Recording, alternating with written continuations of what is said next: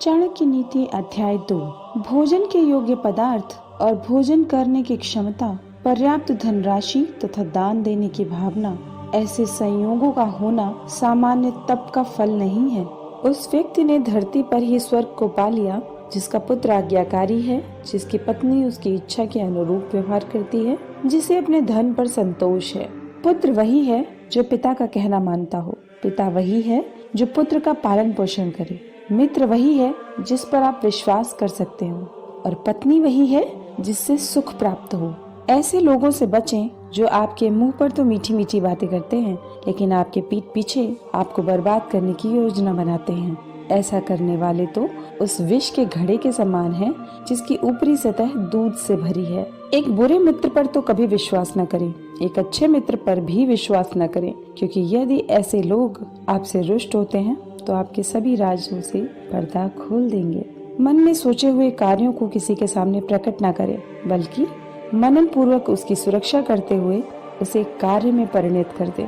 मूर्खता दुखदायी है, जवानी भी दुखदायी है, लेकिन इन सब से कहीं ज्यादा दुखदायी है किसी दूसरे के घर जाकर उसका एहसान लेना। हर पर्वत पर माणिक्य नहीं होते, हर हाथी के सिर पर मणि नहीं होती, सज्जन पुरुष भी हर जगह नहीं होते, और हर वन में चंदन के वृक्ष भी नहीं होते। बुद्धिमान पिता को अपने पुत्र को शुभ गुणों की सीख देनी चाहिए, क्योंकि नीतिज्ञ और ज्ञानी व्यक्तियों की ही कुल में पूजा होती है।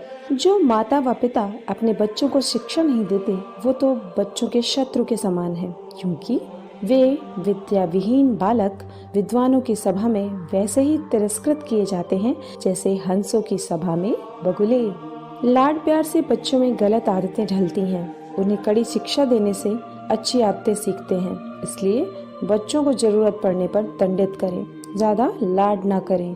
ऐसा एक भी दिन नहीं जाना चाहिए जब आपने एक श्लोक, आधा श्लोक, चौथाई श्लोक या श्लोक का केवल एक अक्षर नहीं सीखा, या आपने दान, अभ्यास या कोई पवित्र कार्य नहीं किया।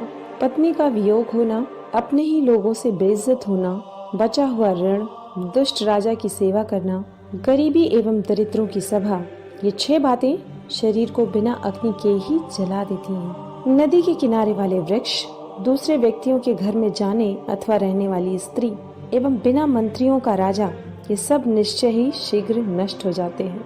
वेश्या को निर्धन व्यक्ति को त्याग देना चाहिए, प्रजा को पराजित राजा को त्याग देना चाहिए, पक्षियों को फल रहित वृक्ष त्याग देना चाहिए, एवं अतिथियों को भोजन करने के पश्चात मेजबान के घर से निकल देना चाहिए। ब्राह्मण दक्षिणा मिलने के पश्चात अपने यजमानों को छोड़ देते हैं, विद्वान विद्या प्राप्ति के बाद गुरु को छोड़ देते हैं, और पशु जले हुए वन को त्याग देते हैं। जो व्यक्ति दुराचारी, कुदृष्टि वाले एवं बुरे स्थानों पर रहने वाले मनुष्य के साथ मित्रता करता है, वो शीघ्र ही नष्ट हो जाता है। प्रेम और मित्रता बराबर वालों में अच्छी लगती है। राजा के यहाँ नौकरी करने वाले को ही सम्मान मिलता है। व्यवसायों में वाणिज्य सबसे अच्छा है, एवं उत्तम गुणों वाली स्त्री अपने घर में सुरक्षित रहती है।